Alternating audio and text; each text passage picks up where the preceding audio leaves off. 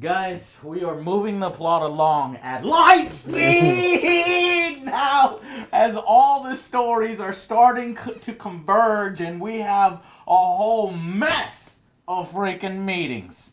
Let's start the show.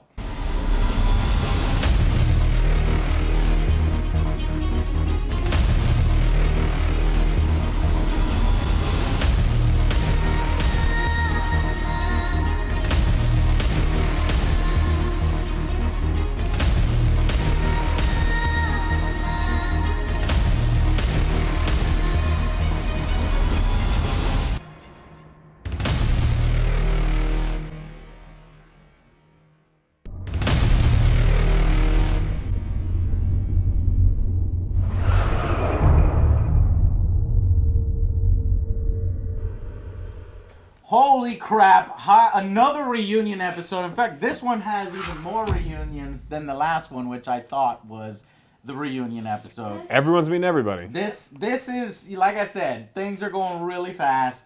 And I'm starting to feel a little bit of the weakness of going to 7 episodes rather than 10. Yep. But here are some of the meetings I found. Tyrion and Jaime. I've been waiting for this one. A little unexpected. Jorah and Dany. That went fast. That was big. Bear. Yeah. Davos and Gendry. That was really good. Gendry confirmed. Yeah. He and we'll talk about that later. Jon and Gendry had a nice little bromance there forming there, like their fathers. This Ned is the and first time they're meeting, correct? Yep. Right. And Jon and the Hound. Yep. Okay, that's badass. Yep. Beric and Jon, the two people have died before. Yeah. Beric, the guy who fire guy, dies. Yep. Tyrion and Jorah. That was nice. I like that one. Little, they had a reunion because they had bonding moments. Yeah. Jorah and Tormund. They didn't really say much because they don't know. They much, hate each other though. Yeah. But we'll see how it goes down in the future between these two. Tyrion and Bronn, of course. So He's nice. the one that allowed to set up this nice little meeting we had in the episode. And finally, Jon and Drogon. Very Jurassic Park. Yeah. All right, we'll get into the nitty-gritty here right away. So, we start on the Rose Road, right? Right after the battle. I love how it picks up right after the battle. It felt like it rushed real in. It's like you see him, like the last thing you see is he's 15, 20 feet, just, sinking down in there, doesn't care. And then real quick, oh no, we were just kidding. Yeah, he's just he's on the shore now. Like I said, weakness of having to speed these things along. You can't get a scene of Bronn like underwater, like, struggling to get him up. Pull this guy with armor. Will he do it or will he not? And nope, Bronn saves Jaime and they've survived Drogon's attack. And they fucking escape. What did you think of that? Okay, one of my favorite quotes was, a dragon doesn't get to kill you. Oh, yeah. What was it? You don't get, a dragon doesn't get to kill you, you don't get to kill you, only I get to kill you. Oh, yeah, that was a good quote. That was nice. And, but what did you think that... Really? I mean, I could see the fucking other end of the goddamn lake. The Dothraki would see them. Well, I don't know. I mean, This was probably one of the only other missteps. I found a misstep. I'm going to add this one. Motherfucker, make sure this guy is dead. We have 3 episodes left this season. There's a lot to resolve, and we can't spend time with dragging someone out of the water. Okay, so they made it out fine. Everything is fine and dandy. We go on to Daenerys basically gathering up all the prisoners and asking them, bend the knee. Daenerys. Yeah, it's her thing. It's her thing now, saying bend the knee constantly. Some of them do it. Immediately. They just know. Yeah.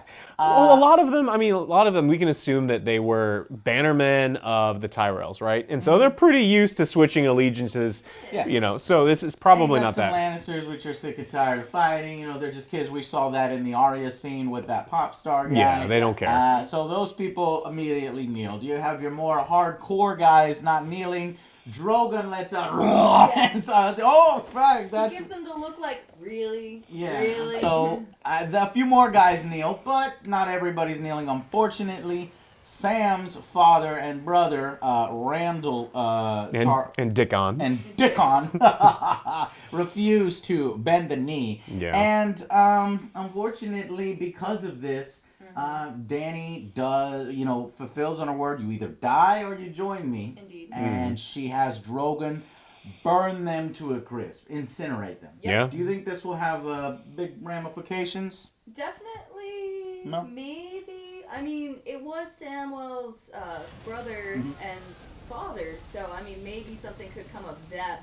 But I don't. He hates them. He hated them, though, Did he hate right? them? Well, he sold the sword. They came in. He's Yeah. like, wait, I'm like, my dad's His being a dick. father Let's go. was kind of a fucking dick. He's the Westerosi equivalent of, the old racist guy. Because he's like, he keeps looking at the Dothraki. He's like, you damn savages, you're not from round here. Yeah. Yeah. Yeah, but we do have another misstep. The two missteps, and they're quite small, I might add in. Wait till my final verdict, but they all happen at the beginning of the show.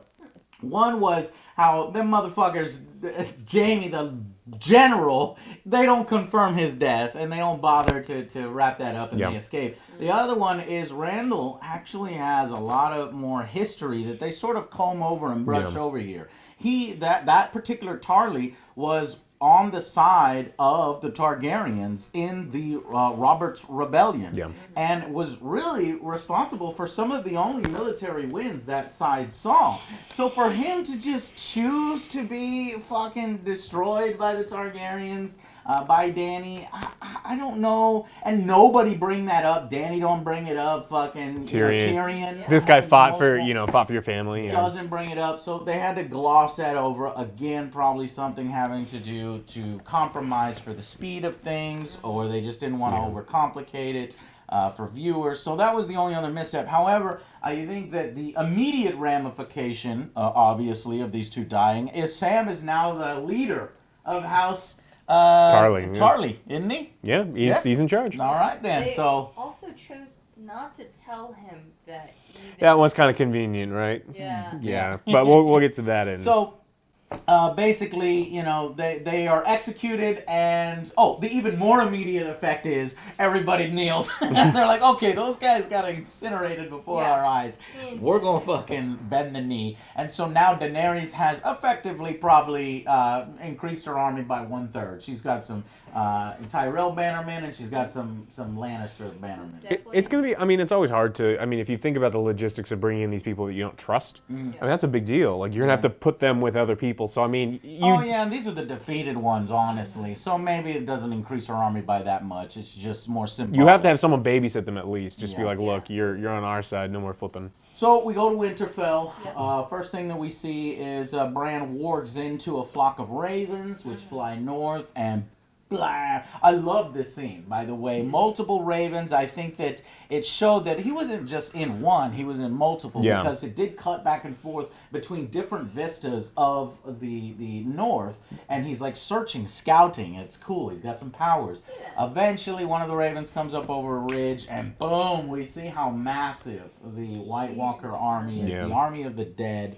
And fucking the king in the north, the real king in the north, was like, just fuck out, turns his head, and basically gets rid of the warging power. But it was enough for Bran to say, okay, I see it, gotta send the ravens out. And which was super silly, and we like to watch and not really comment, but it's like he has all the ravens. He has all of them. They're scouting. He's like, we need to send ravens. And then he with a straight face looks at the maester. It's like, you have all the ravens. You have all the ravens. Sent all the they're all up north. They're gone. Like, which ones are you going to send?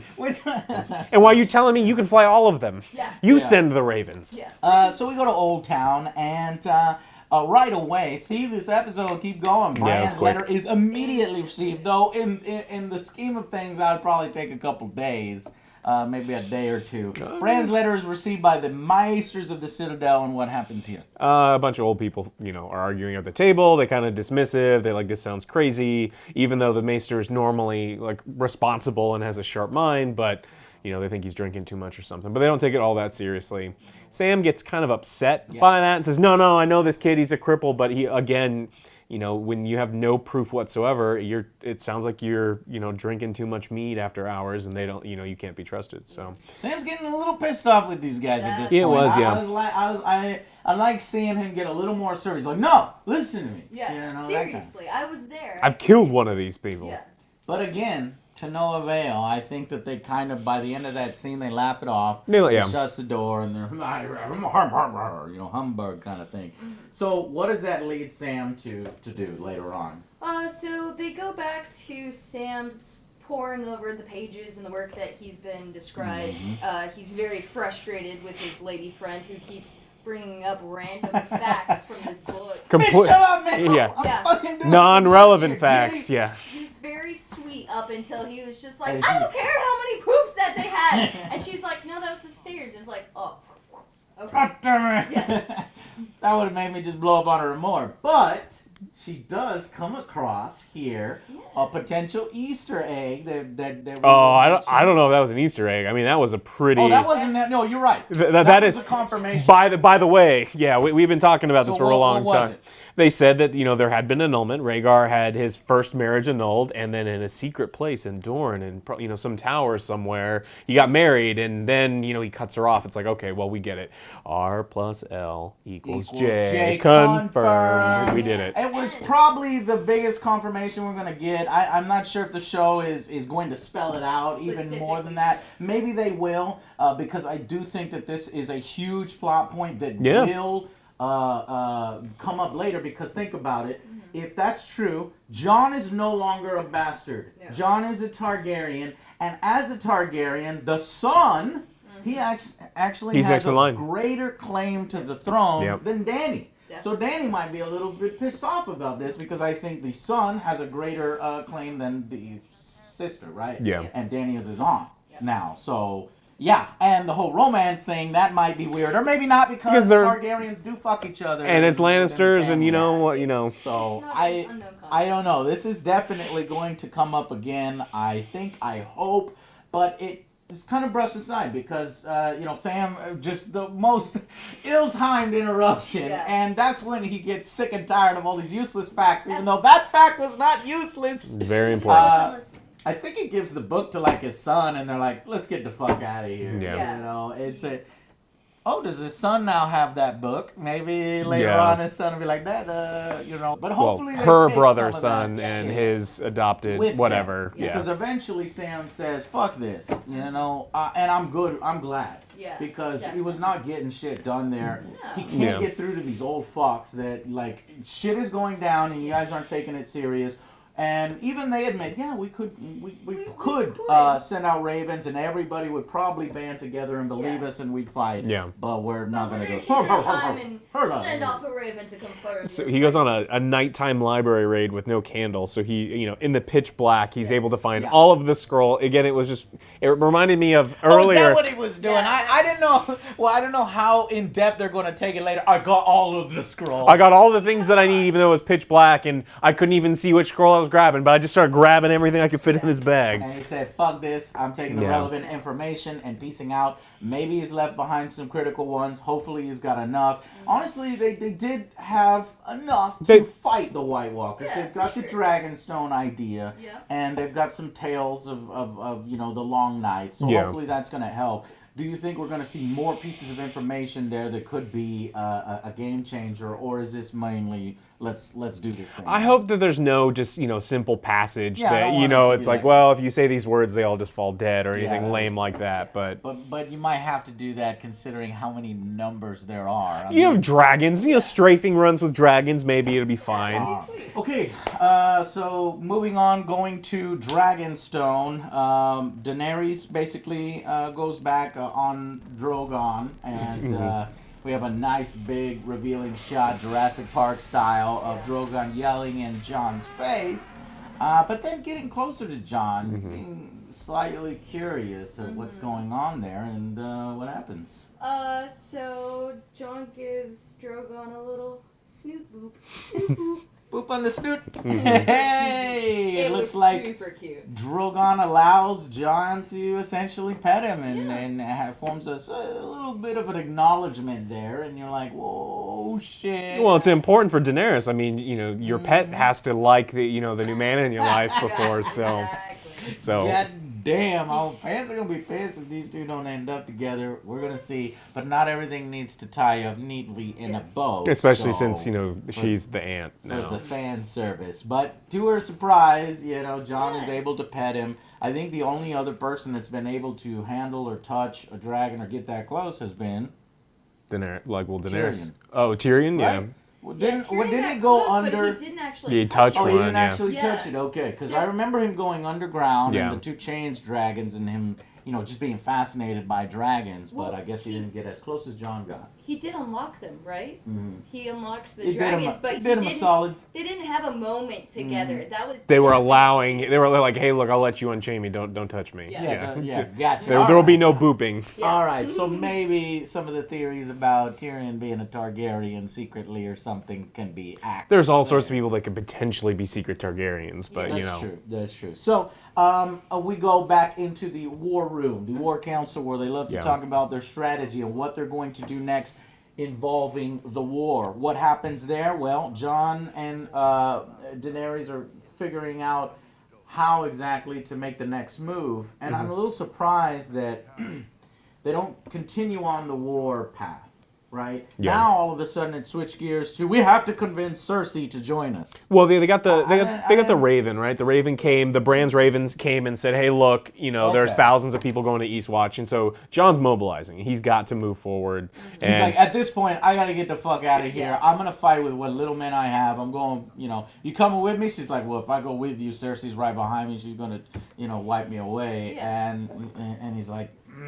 Okay, how do I fix this? Okay, let's convince Cersei too. Yeah. And maybe all three of us can be an alliance. So now, instead of what I thought was going to happen, where you got the Starks and the Targaryens allying, crushing Cersei, then going north, it looks like what the show wants to do is have these three houses allied. Yeah.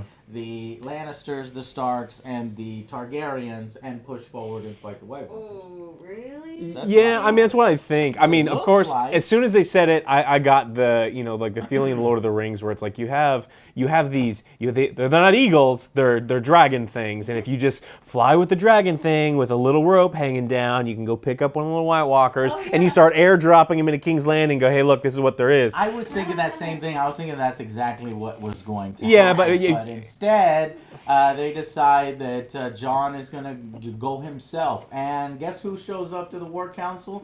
Jay Bear. Jay Bear again. We keep calling him Jay Bear because he's like this guy who is adorable because the only thing he wants to do is please Daenerys. And he's from Bear Island. Yeah, And he's from a Bear Island, that's true. Bear. So he says he'll go too. He's like, I just showed up. I know I just showed up, but look, I showed up to service you, woman.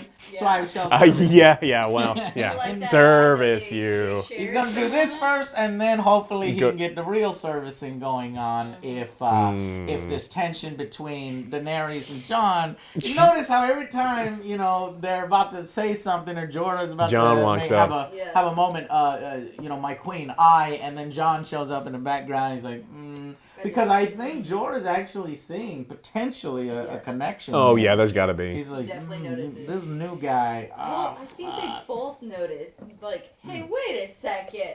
Competition, what is this? Well, Jon doesn't. I mean, he's interested. I don't think he's like he keeps saying there's no time for that. It's like, yeah, whatever, of course, but Nah, he's got an eye for it. You know it. All right, so Jon goes with Jorah to go to the Eastwatch. Yeah. But before we go there, we got to go to the King's Landing. So what happens in King's Landing? So Jaime shows back up to tell Cersei about the giant dragons and the entire horde of the Dothraki. Yeah, and he's all dusty. Yeah, as he fuck. literally just got back and burnt. was like, burnt soup, armor fucked up, and she goes, okay, well tell me about it. And he goes, well, okay, so while I was gone, I poisoned Elena, and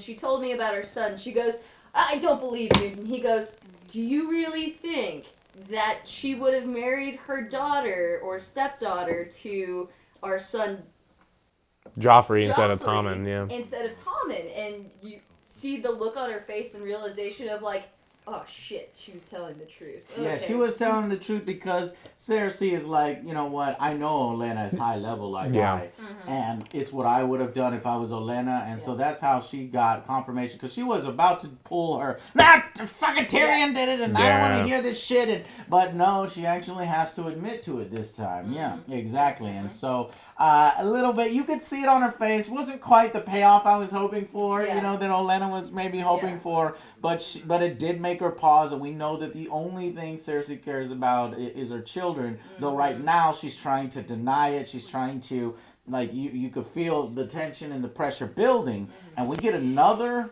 surprise, which I think is going to lead to Cersei's downfall. What do we learn from Cersei?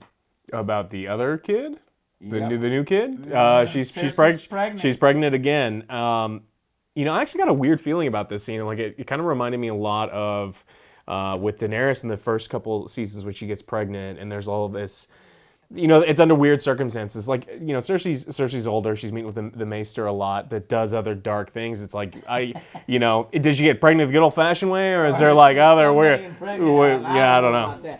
I do think she probably got pregnant. Like initially, I'm thinking, do you believe her when she says she's pregnant, or do you think she's trying to manipulate Jaime? No. I think. I mean, it's both. Yeah, you could. Definitely both. Could be either way. It's really odd the way that you know the Maester is around all the time, but then again, like the look on Jaime's face. Who will you name the father? You. Oh, people won't like that. And then he's all happy and about to be giddy, and then she goes, "Don't ever betray me again." And then the look on his face is like, "Oh." It's a way to control him. It's a way to control him and to demand loyalty, because I mean. Well, and we skipped this over, but Tyrion and Davos obviously arrive to King's Landing, and Davos immediately goes off on his own quest where Tyrion has the meeting with Jaime. And it's Bronn who allows this meeting to take place. He's like, I'm going to go train. I mean, we're getting fucked up out there. You've seen how the Dothraki fight. We've got to train. But it's really a secret meeting. And, you know, at first, Jaime's mad as fuck. Super mad. But you could tell that he does love his brother. And his brother tries to justify not only killing his father, which he kind of does a good job of justifying that, but and then you can see that Tyrion was going to continue to try to justify his existence, that his father really hated him because he was a dwarf and not really was normal.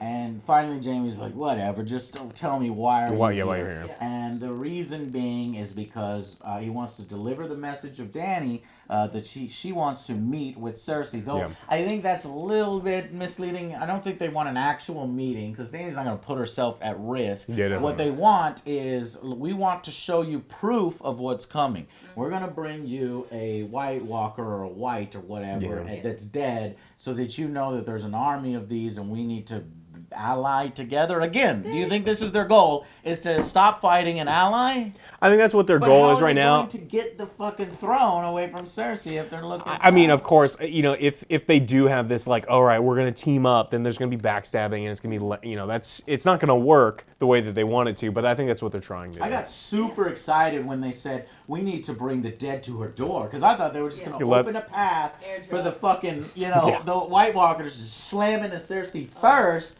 and then they'll deal with the White Walkers.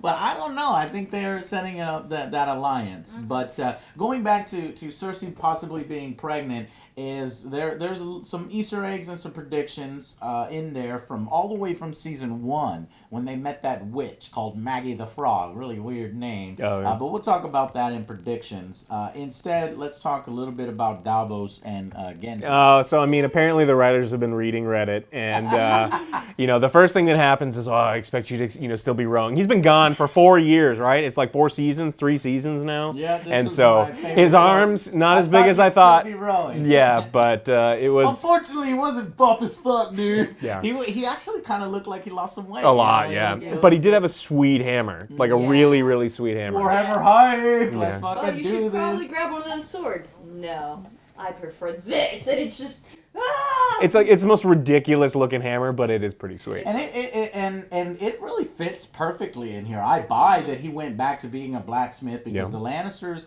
are in full war mode. They don't give a fuck. They're like, I need a sword. I need 15 swords. I need this. Yep. So he's been hiding in plain sight essentially. And when Davos shows up, he's like, "Let's go, bro. Yeah. What do you need me to do? You know, I got my fucking warhammer here. Let's go." You know, he's like, "But it's gonna be dangerous." He's like, I don't give a shit. I don't care. I'm doing nothing here. I'm working for people that, you know, essentially killed my family." They did kill his family, but he And then he gets on a boat with one of the people that killed his family. I mean, that's true. He said, "Oh, I've been preparing. I didn't know for what, but I know the time when they it came. yeah, Bam, let's go." they wrapped it up real neatly and kind of quickly. But I mean, we just don't have a lot of time. We've got. They had this fun It's cute, scene though. here. They had another cool scene at the end where they are trying to exit King's Landing. And Yeah. what happens there? Oh, okay. So they are standing at the beach, and it's Davos and Genji, and so they're preparing. He throws his giant hammer into the boat, and of course these guards show up. Well, it's to be expected. They're supposed to be patrolling somewhere. And they go, "Hey, what are you up to?" And so Sir Davos just moves a blanket and suddenly covers everything. He already has a ploy going on. He's definitely smuggled people places. Yeah, he knows what he's doing. His thing, It is was- smuggling. It was wonderful, very well done, and he gets him to the point where it's like, "Oh, and this is what it is. Ha, you have to get over to your favorite establishment now, because you're gonna pop a hole in that chainmail." Yeah.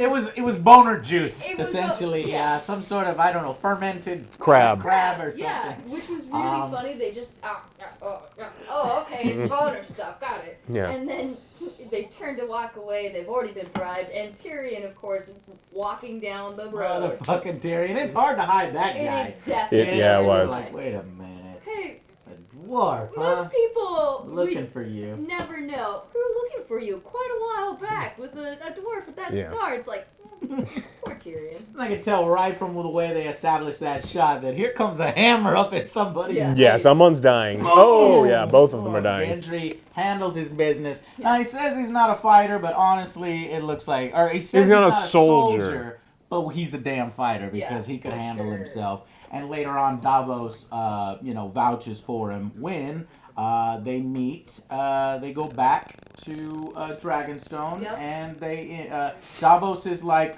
your name is fucking Clovis, or whatever. yeah, right? something Just like don't that. tell anybody. And he goes straight up to Jon Snow. He's like, I am fucking... I'm Gendry. Our dads were pals. You're short. I'm skinny. You know, they had this like really cool bonding moment together that was, it was kind of a lot of fun. Yeah, I mean, it like, was, because, Ned and Robert had a little bit of a rapport. Now, Jon's true father, that we know, killed... had his head smashed in by Gendry's real father. Yeah, so isn't quite as Rose is, but I like their... But you know what? It doesn't matter, because his true daddy is Ned. Yeah. Okay? Exactly. But Jon's true daddy is Ned, just like Guardians of the Hey, Galaxy. we're both bastards. What's up? yeah. Right, and so they have this rapport, this bromance that I Yeah. didn't Yeah. know that I needed, as Reddit would say, and, like and it. I would like it in my life. Mm-hmm. And I want to see this bloom. And he says, I'm coming with you to go north. Yeah. And so now we've got Gendry and the crew. So Yeah. that's Woo. that's really fun.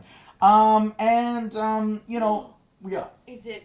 Am I allowed to say? It's hammer time. Yeah. It's hammer time! We're going to start one. And we can officially end a watch that we never started because we started our, obviously, Game of Thrones show late in season 7. But if we were around during previous seasons, what was it, like 3 seasons ago Yeah. that he was rowing Gendry away? launch? Gendry Watch is now officially over. Gendry, they found the writers and directors, which I think either notes from from Martin or just their own creative. Yeah. I guess we'll never know. Hopefully, at the end of all this, Yeah. they'll tell us, what they came up with versus. Oh, I what mean, when was the final book is actually released, I known. imagine we'll know. I mean, And they found a clever way to introduce and reintroduce Gendry, and I think that he's going to be with us for quite a while. well, hopefully. I mean, Yeah. Well, we'll see. they brought him back kind of on a whim. He may just disappear in one as well. Well, that's true because the very end of the episode, we go to Eastwatch by the Sea. So you see how the plot is going 100 miles an hour. Go here, we come here. And this usually takes days and weeks to do, but no, it's done in seconds. Finally, we'll go back up north. Jon Snow forms. He's together with Jorah and Gendry, and they go to talk to Tormund, who's out there in my man Tormund. Yeah, they sit down at a table, and what's going on at this scene? Okay, so Tormund's asking them about, oh, hey, so you brought who? Why are you here? Oh, which queen are you trying to please? The one who fucks your brother, or the one who has dragons? Yeah. You know, both. All right, and then Alex's favorite quote. Yeah, it's like, well, how many men did you bring? It's like, well, just us. He's like, and the big woman? Yeah, it's like, not her. Damn it, why didn't they bring Brienne? Why didn't they bring her? It would have been perfect. She could have helped out in the fight. Why is they sidelighting her? He did not. They didn't go to Winterfell. Oh, that's right. So yeah, well, in this time, what we glanced over is Jon learned that Arya's alive, and he didn't know that, and he didn't know that Bran was alive. Yeah. Mm-hmm. So you're thinking then he should have made a pit stop at Winterfell? I mean, he would have to, because they sailed, right? So they sail across. They'd have to cut in kind of deep in. Like, yeah, I think at this point there it probably makes sense. isn't a whole lot of time for that. They got to get forward. So I think it hints at this a little bit that Jon doesn't have time for his family when he gets the note from Bran, and he's upset that his family's still alive because he doesn't have the time to go and see them because he has this important mission. This internal frustration. It doesn't matter if they're alive if they're going to become zombies in a week. So. Yeah. But it turns out that we have a group held in prison here. The Tormund was like, "Why you guys want to go north of the wall again? Really?" Yeah. And Davos is like, "Not me. I would just be a liability." Yeah. And he's like, "Yeah, you would be a liability. Go back."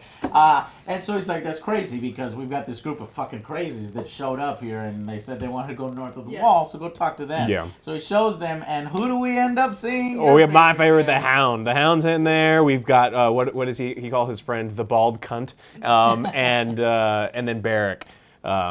Right, his name's Beric, right? Yeah. Yeah. So the three of them are in there. And then this sets up kind of a quick fire. I'm mad at you, and no, I'm mad at you first, and no, we're mad at you, and then you people hunted my people, and They all have reasons to be pissed off. They have reasons to be pissed off. I mean, this was something that was necessary. It explains that this is like the unlikely crew of people going off to do this mission, but it was kind of rushed. There's a lot of these meetings that, had you given me 5 extra minutes, I would have been thrilled with, but there just is not time. But you have to admit, it was awesome. Getting their shit together, and that wall opens, and I've seen that wall opening from the opening of our show and from the teaser, and I was like, of course, it's not them opening the wall for some to come through. They got to go back out and venture into the north. And so we have essentially, there's 7 of them, so I'm going to be calling these the Magnificent Seven. From here on out. They got to head out beyond the wall to get a captive White Walker. Who is in the Magnificent Seven? It is Jon, Thoros, Bedrick, the Hound, Tormund, Gendry, and Jorah. Man, it's a good group. It is. Fucking show could be made on just them. pairing. Yeah, they're gonna get some shit done. So we have to talk about this. Who do you think is gonna die, and who do you think is gonna make it back alive? The way that I like to think about it is who right now is wearing the plot armor. Who cannot die in this outing? Jon probably cannot die. I'm feeling that Jon can't die. I think the Hound can't die. What do you think about Gendry? I think Gendry will live for just a bit longer. Okay. They just got back. I mean, they just showed him off. Why would they show him off, have that relationship, and kill him off? But at the same time, it's Game of Thrones. The people that you love are probably going to end up murdered. So who I think is probably not going to make it. My little theory is that the Lord of Light doesn't have a whole lot of power north of the wall, and so I think that Bedrick is not coming back this time. I mean. He goes down and can't get back up again. But the wizard, so you think the wizard and the guy that keeps getting resurrected, these guys are expendable. I really hope, for me personally, I want Jon to make it, Gendry to make it. Don't care if Jay Bear dies. Honestly, how dare you? Well, here's what I want. I want a glorious death that tell Daenerys that I died and that I love her. Bam, and he's the way they get out. Gotta have the Hound survive. The Hound has to survive. Yeah. And Tormund, please don't kill Tormund. See, that's what I say. I was like, throw Jay Bear out there in front of Tormund. The White Walkers. I want Tormund to go home, and the White Walkers could win, kill absolutely everyone except for Tormund and Brienne, and they get together. I'm happy. We did it. The big girl. He needs to get the big girl and the big woman. So on the prediction though, and who's gonna die, we do have the guy who resurrects people, and John has already died. And what was that quote that leads to everybody dying? Well, I mean, something that happened early in the episode is what does John say? John's the exact quote is, I wish you good fortune. I wish you good fortune in the wars to come. Everyone who's ever said this in the show, the first person to say it was Mance Rayder. And he, as soon as he says it to Stannis right before he's executed. We go to a flashback, and Ned Stark's with Arthur Dayne, right? And then right before that big sword fight, he tells Ned Stark, "Well, I wish you good luck in the wars to come." Then dies, and then you're saying that John is. And then John, right before he sails away, he should have, in his goodbye to Daenerys, which he says it word for word, and so everyone. They might kill him. Well, he's already died, so maybe that's the loophole, right? I'm thinking, were they really gonna kill him twice now? I'm not sure if the audience is gonna be as shocked by that. I don't think it has that impact. And these writers and directors have been, pretty surprising and smart. I just don't think a second John death is in the cards. Maybe he doesn't have to come back. With the whole. Maybe he's dead for good. Maybe he's dead for good. He joins the other team. Oh shit! That would be fucking crazy and really bold of Game of Thrones. I don't think we get to avoid the whole Dany and Jon who gets to take over the Targaryen throne if he's on the other side. Yeah, and maybe. All right, well. That pretty much wraps up the episode. Like I said, very tiny, small missteps, mostly stuff that has to be brushed aside. Fucking Jaime surviving this huge fucking deep ocean, even though it's a lake, and then somehow manages to get saved, and nobody bothers to check, is he fucking dead? I mean, they're right across the fucking lake. And then finally, not mentioning Randall Tarly, they got to get burned and blown up so that everybody bends the knee. And the story has already traveled throughout Westeros because the old dudes were talking about it. Yeah. Like, oh, isn't that poor boy? Didn't his father, everyone died. Blown up I didn't have the heart to tell him. Yeah, so, that's right, he doesn't know still. So Sam's going to find that out later. It seems like they're setting up maybe Sam will have a grudge against Dany, or maybe, like you said, I didn't really care, I'm now. I think he hates him. I think it matters. I think his loyalties lie with Jon, so if Jon's with her, then. Yeah. So the weaknesses mainly I mean, for an episode that didn't have a lot of battles, as you were saying, I thought it was well done. Yeah, it's pretty good. So I had some issues with the episode. This was an immensely satisfying episode. There's so many things, but it's satisfying without too much substance. Like, do you know what I mean? It's like because the plot is going like this. And it's hard to enjoy as previously Game of Thrones almost indulges a little too much in certain areas and people get stuck there for a while. Yeah. So to have to switch this type of pace, and don't tell me, this is normal show pace. No, this is rushed pace. Yeah. And that's why that affects my rating a little bit as well. So it felt like a really good, like a snacking session rather than a satisfying meal, right? Mm-hmm. So I really loved the Dragon and Jon scene. I really liked the end scene where they're getting ready to go out. There was a lot of scenes that I really liked, but had they all been just a few minutes longer, it would have kind of put it over the top. Like this episode easily could have been 2, and they would have been two excellent episodes. 2, and then maybe put some action in there somewhere. So it definitely knocks a point off for me. Like I would say, like I'd normally if we had fleshed it out a little bit more, this easily could have been an 8 out of 10. And I think having all these things just kind of resolve a little bit too quickly and easily drops it to a 7 for me. 7, okay. And what about you, Erica? That's fair. I don't think it always requires a huge amount of fights and everything. And yes, we had the dragons.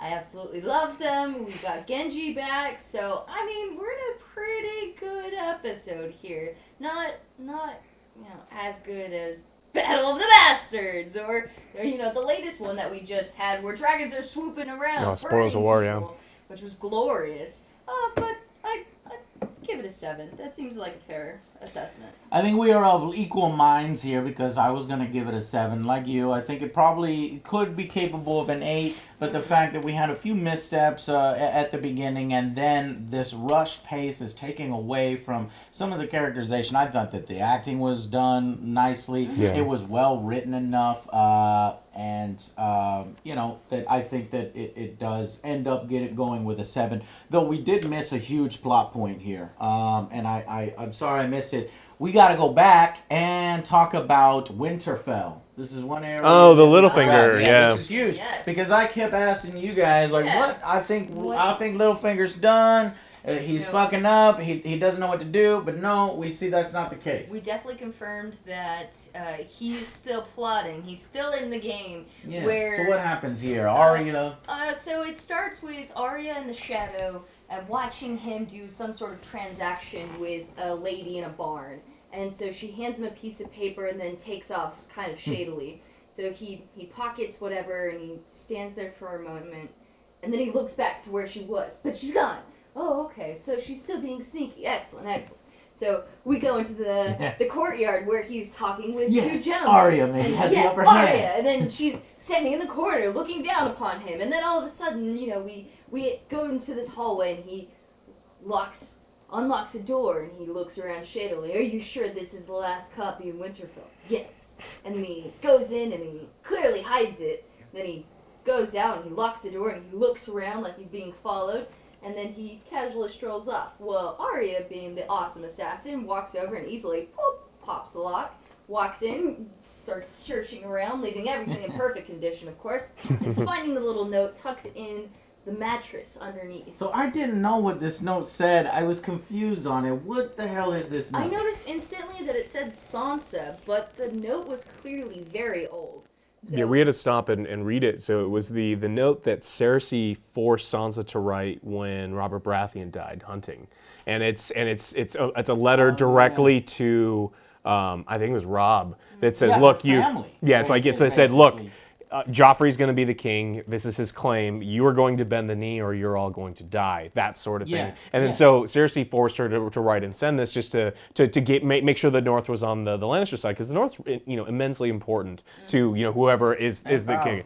Yeah. So and I remember that scene because Robb gets the thing and he's like, "She's a traitor now?" Yeah, like and the why? guy's like, no, that may be her. That's clearly Sansa. But Yeah, that's Cersei. Cersei's words. Yeah. So. But Arya's never read it. Arya Arya does doesn't not know know this. Yeah. So and she's already butted heads a little bit in the previous scene with Sansa, where Sansa's listening to all of the gentlemen smack talk Jon and Cersei. Arya's like, why didn't you fucking say anything? Yeah, but stick up for our brother. Stick up for a brother. Or Who's maybe, the king? Yeah. Maybe you like this position, or you're already, building machinations like Littlefinger would of consolidating power and taking over his position if Jon somehow dies. Yeah. Yep. Maybe that's what you really want. Well, she didn't imply what she was truly thinking, but I think at the deepest, darkest parts of Sansa's heart, she thinks that maybe one day she can get back to the throne and rightfully be She first. said it multiple times in the last 7 years. Like her goal, like her dream, has always been to be queen.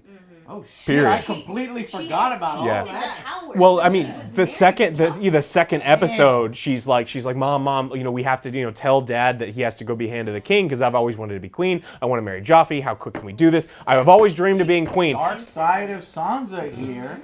Maybe unknowingly she's doing these things, unknowingly, and maybe it's Arya that gives her that spark and pokes her, and she realizes, oh shit, I gotta stop this. But Littlefinger sees a weakness. He's gonna drive the wedge. He's gonna drive this wedge because it turns out Littlefinger was watching Arya the whole fucking time, and he planted that shit where she could find it.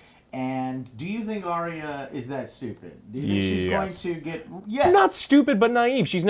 What has she done in her life? Like, she's dealt with people that are like low-life scumbags in the beginning. She's murdered a bunch of people, but she's never had to like really outsmart anybody. And so she doesn't have to outsmart them. She'll just kill them. We can also look back on the conversation that Sansa and Arya were having in the bedroom, where she goes, "Well, it's easy enough to, just slice off their heads," and Sansa goes, "No, we need to work together to get things done." And so we can clearly see that her mind is mainly towards a slice instead of, hey, she's not playing the game. She's ready. Littlefinger's plan has finally been revealed. It looks like he's trying to drive a wedge between Arya and Sansa and create conflict there, because I think Littlefinger's goal is to fuck over the Starks. He likes Sansa, wants to get creepy, wants to be with Sansa, so he wants to eliminate Arya and eliminate Jon and control Sansa and take over the North and possibly the thrones. And this is the way he thinks he's going to do it. Hopefully, motherfucking Bran can be like, motherfucker, did you forget about me? I can see everything. I know everything. You stupid ass motherfucker. But are they gonna say that, or are they going to give lip service to that Bran is too busy with the North? They'll let it go for a little while, and then when it goes far enough, then he'll wheel his chair and go, no. He'll say something creepy, and then it'll be done. I hope that Arya ends up killing him. Honestly, that'll give her the satisfaction that she needs over him. I was thinking, Bran rolls in and he's like, "Hey, Littlefinger, you remember that night you were raped? You look so pretty." Handsome. And he's like, "No, I don't remember that night I've been raped." He's like, "It's happening now." Yeah. Bunch of guys. Okay, anyways. Wow. Terrible. Anyway, so we're gonna go on to favorite quotes of the episode. We talked a little bit about them.